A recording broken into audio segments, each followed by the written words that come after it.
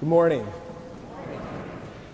So, we just heard about Jesus at the temple, a story that is in all four of the Gospels, and as you can tell that while Jesus is there, there's a lot of tension. This is a place that has been tense for generations and generations and generations, and hundreds and even thousands of years. First time I was in the Holy Land in 2010, I was able to have dinner with the consul to the Palestinian peoples. The Palestinian peoples are not a nation, so they don't have an ambassador, they have a consul. And I said to him at the end of the meal, "Where do you live?" And he said, "I live 3/4 of a mile from where World War III can break out at any moment." That place, of course, is the Temple Mount, right? Or what is known as Noble Sanctuary to the Muslim community. Now in 2010, the group I was with were Jews, Christians, and Muslims, and we were unable to go up to the Temple Mount because of particular tensions in the Jerusalem community at the time. And then I know some of you here today were at the first pilgrimage and the second pilgrimage that we'd have had here at St. Mark's, and there's another one coming in 2019. But in those last two pilgrimages, we were able to go up onto the Temple Mount, and what that looks like is you come to that area, and just as if you were going to an airport, right? You get in a long line, unless you got there very early in the morning, and you go through and empty all of your pockets and take out all of the metal, and once they see that you have no weaponry, you walk through. And as you walk through, you're in a guarded area, kind of like this aisle, and then you come up on a walkway that goes from the ground level up to the Temple Mount, which is probably up, I don't know, 3 stories, perhaps it's 3 stories. And it is a wooden walkway that has been built, and it is built in such a way so that there are wooden sides to the walkway, and then a lattice work up about head height, and then a wooden roof. And the reason for all of that is so that while people are walking up the walkway, they cannot pelt rocks down at the people below, and nor are they exposed so that the people below can nail them on the way up. And you're walking up this wooden walkway, and you look left, and what you see on the left side is the Western Wall, which is the most holy and sacred place in Judaism, and you've all seen photographs of it, and perhaps many of you have visited the Western Wall, and you see people doving. This is the experience of Hebrew prayer, doving and stuffing little intercessory prayers into the wall, and you'll see the men moving, and everybody, including the Christians, everybody visiting the wall, wears a yarmulke, has their head covered. And as you walk up the walkway, you look to the right side, and that's the women's side at the so-called Western Wall. And there you'll see women doing the same thing. I've been there several times. I'm seeing Jeff up there, who's been there many, many times also. I would say half of the time I have been to the wall, there has been an argument, a tension. And I remember one year when I was there with our son Gus was particularly fascinated as the Orthodox men were standing on these tables on their side, and there's a kind of little metal wall in between, and the men are standing at the tables, and they are screaming as loud as they can with fisticuffs at the women on the other side who are responding in like kind. And when we were there on the last time, those of you who remember this last trip, and you look to the right, there was a group of women, I think they were probably Reformed rabbis, and they were singing in Hebrew, chanting in Hebrew, but they were also fenced in with that metal fencing, and that is because they are chanting things that the Orthodox men don't like about equality at the wall. There's a tremendous amount of tension at the wall. So when you come up this walkway and you come up onto the Temple Mount, and you walk out around, and then there is a mosque a darkened mosque, perhaps maybe 40 yards in the distance. And as you're coming, and the last time we were there, unless I have conflated the trips, there was a group of Muslim women sitting outside of the mosque, dressed in black, and I can't remember how covered they were, but they were dressed in black, and they were ajida. They were angry, and they were screaming at a group of young men, 3 or 4 young men, and what they were screaming about is that these 3 or 4 young men were Jewish, and they weren't, law and agreement and custom is such that they're not allowed on the Temple Mount. And these young men, always the young men, right, are more or less taunting the women by standing there in front of them. I'm not sure if it was the last trip or the trip before. I remember we were at the back side of the Temple Mount, the sort of exit of sorts. And there was a group of Israeli soldiers with submachine guns, and they're guarding the stairway that comes down to a narrow street in the old city. And there was a group of young Israeli Orthodox men who were kind of trying to storm the back door to see if they could get up on the Temple Mount, and the Israeli soldiers were barring their entrance there. Now, what are they all fighting about? What's at issue here? So you've all seen the Dome of the Rock, which is that big mosque. It's the iconic photograph of the old city of Jerusalem, the gold-domed mosque. The roof was painted by the King of Jordan in 1961. He had it gilded. And the rock underneath the mosque is the rock that is believed by the Hebrew people and by the Muslim people to be the rock where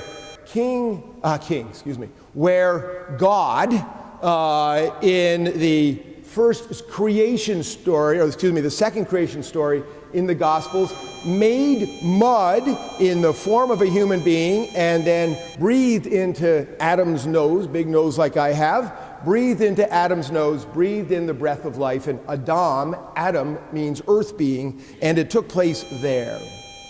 This is also Mount Moriah, where it is built, and on Mount Moriah is the place on this rock where it is said that Abraham did not sacrifice Isaac. Remember, there was going to be the sacrifice of his son Isaac, and God said, no, and there was a lamb in the thicket, and the lamb was sacrificed there. For the Hebrew people, this is the most holy place. God's most palpable presence in the world is that rock. And for the Muslim people, for the people of Islam, that rock is considered the place where Muhammad, their prophet Muhammad, ascended into heaven from that rock. That rock, that place, is where the first temple was built by Solomon. Remember, you can date Solomon sort of at 1000 BC. And Solomon raided all of the treasury, basically, and the cedars of Lebanon, which were floated down the Mediterranean and carried up to Jerusalem, and with Phoenician gold, basically, gilded the first temple. The first temple was destroyed and then rebuilt in the so-called Second Temple period in around 400 BC is when the Second Temple was built. And it was not as grand and glorious as the First Temple, but it was the reclaiming of Jerusalem by the people who had been in exile, right? By the waters of Babylon. I can't help but say that, but Babylon, right? That's how we all learned it. By the waters of Babylon.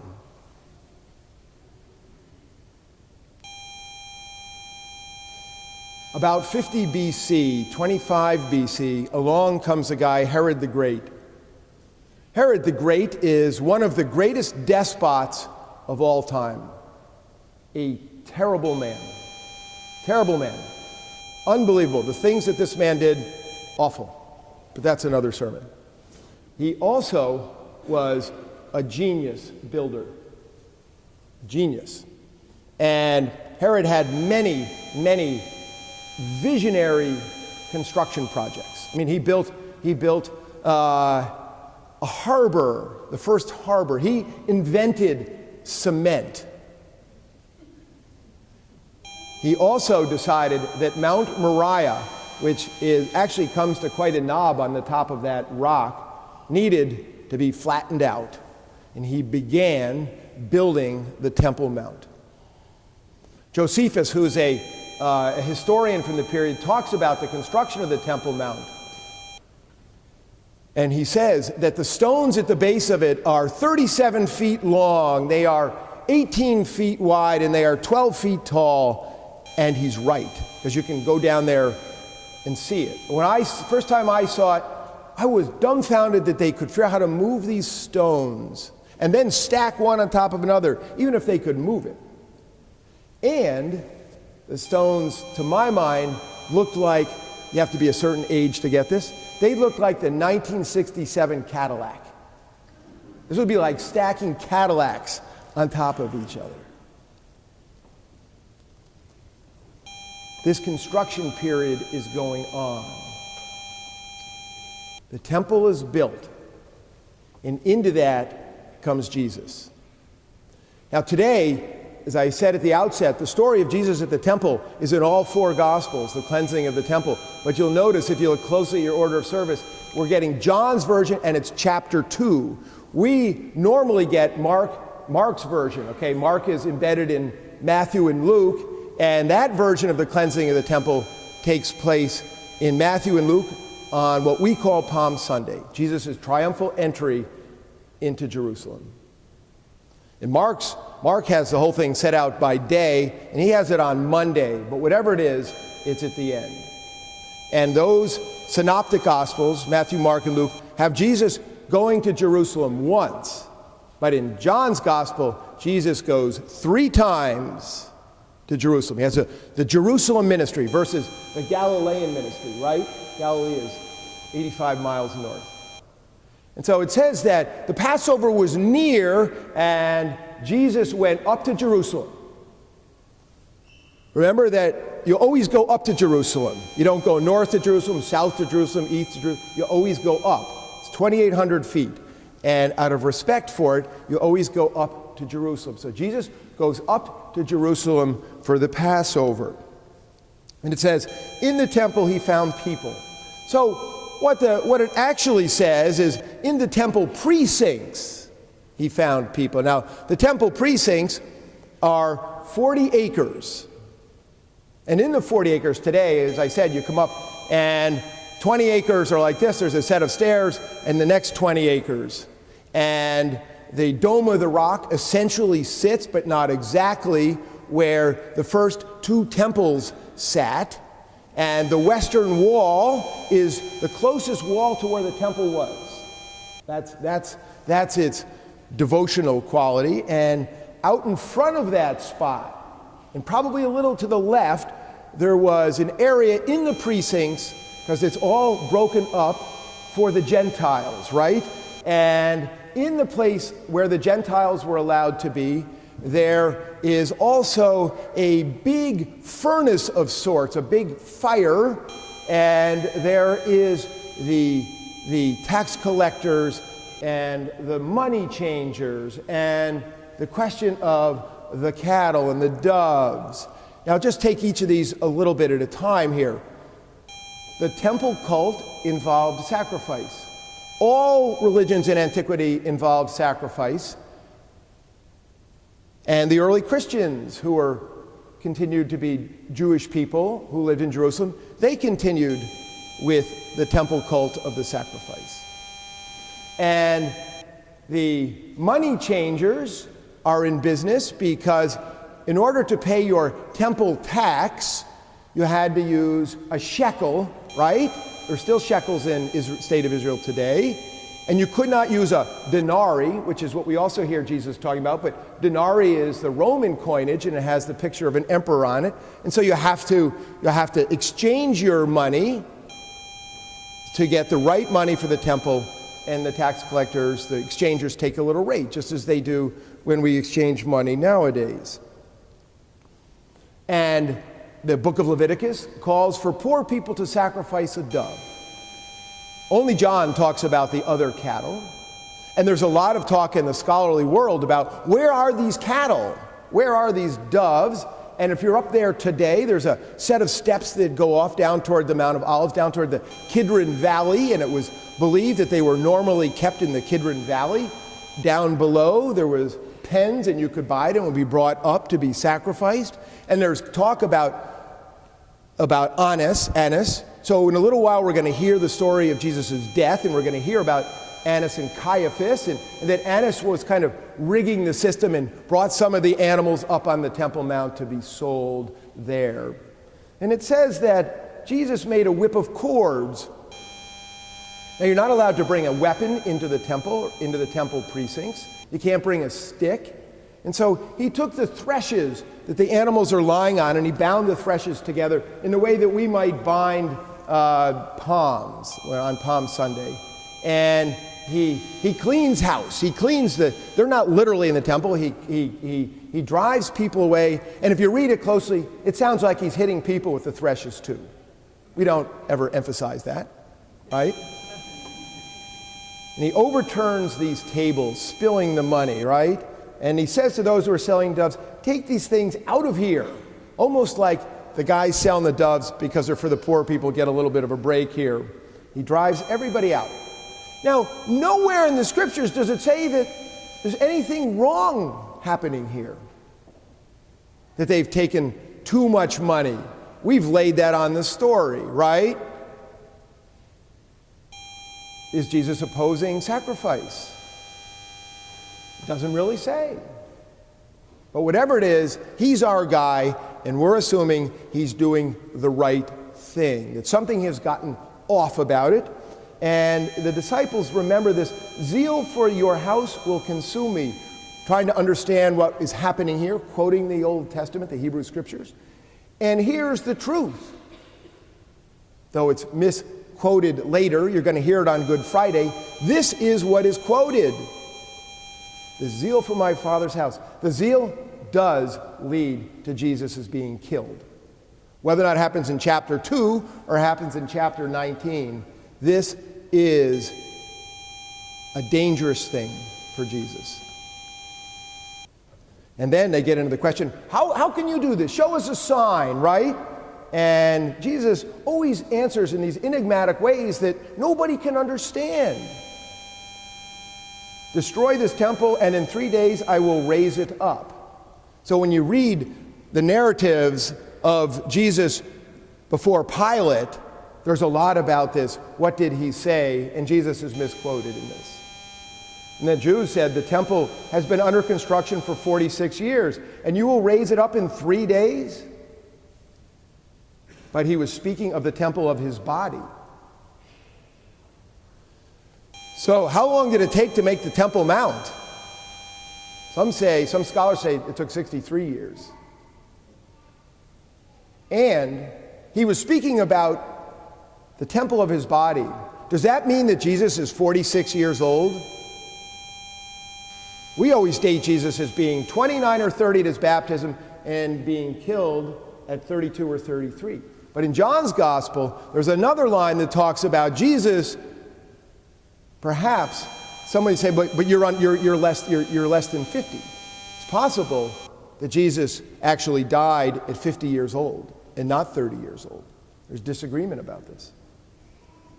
Then there's the end of it is about the disciples making sense of this later after Jesus died. So, the year 66, there's an uprising. The Jewish people rise up against the Romans. This is a rough team to take on. The Romans crush the revolt. And in 70, how do they crush the people? They take out the center of their heart. They destroy the temple.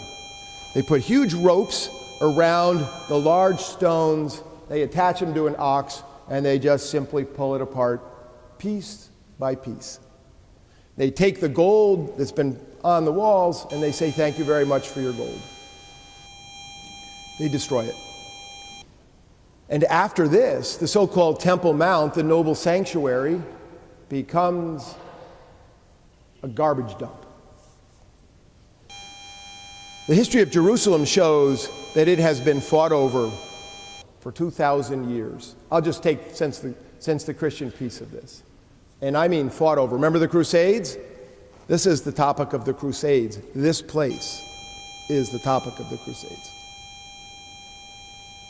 Now, we live in a world where there's tremendous contention around this piece of property. If you had a hard time understanding the issue at hand when the United States named Jerusalem as its capital, the issue is this piece of land. That's the issue, is this piece of land. And you'll note that we as Christians have no claim to the land. No claim to that land. Our claim is to the Church of the Holy Sepulchre, right? The place where we believe Jesus was buried and rose. But it is not the Temple Mount, it is not the noble sanctuary. And the reason comes from today's scripture. It is this, that Jesus is the temple.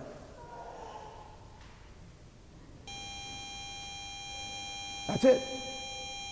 Jesus is the temple. And so, if you go to the airport and you're watching people about to get on a flight to Israel, and it's the appointed hour for prayer, you'll notice that the men gathered, I can't remember what they call that, someone will tell me at the back door, doving turned east. They're turning to that wall, the Middle East. They turned east, east, east. But for us, we do not need to turn east. We need to turn our hearts to Jesus. For he is the temple. He was the temple when he walked. He is the heavenly temple now. And that is where our prayers find their home. So when we pray through Jesus Christ our Lord, we are praying that all of our prayers go to the Holy of Holies, the Temple of Temples, who is Jesus Christ our Lord.